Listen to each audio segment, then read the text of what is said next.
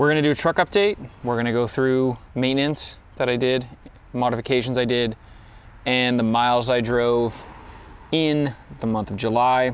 It has been a light month. It's now September when we're doing this truck update, and so the freight for RV transport has gone down quite a bit, but it's been nice because in proportion with that, I've actually had to do a lot more work filming marketing videos.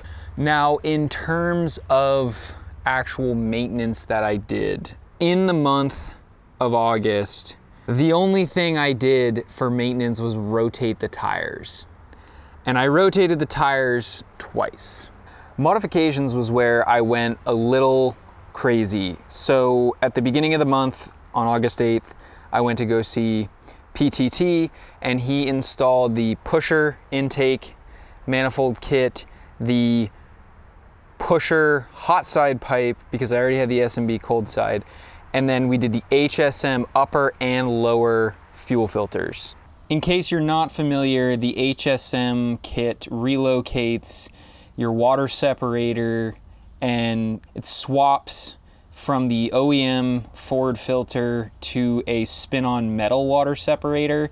And because I have the S&B fuel tank, it also means that this gets mounted off to the side here. So it's right under my fuel door and my DEF door, and really easy to get to. I recently changed my fuel filters and it took 10 minutes instead of 30 minutes messing around on my back underneath the fuel tank.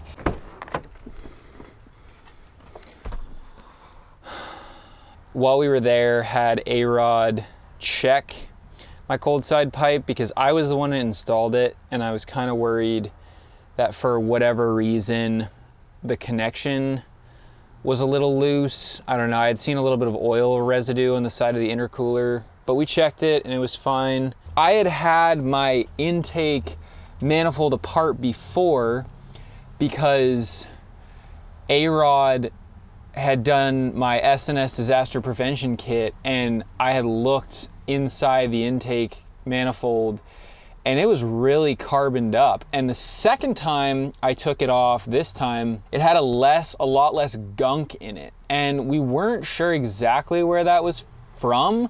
I think part of that, interestingly enough, might have been because I was towing a lot, and I was also towing in the heat this summer, especially like July and August.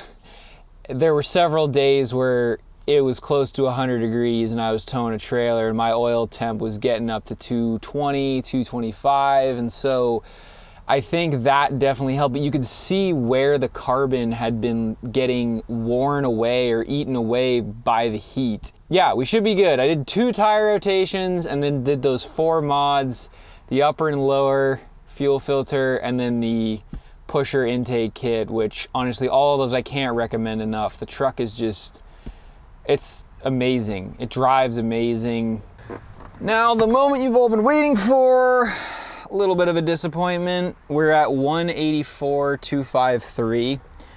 So I definitely, since the last truck update, haven't done as many miles because the freight has been super low volume and I've been kind of busy just driving around New England, going to various video shoots. There you have it. Maintenance, mods, miles, we covered it all. I will plan to keep doing these longer form truck updates to talk about exactly what I'm doing.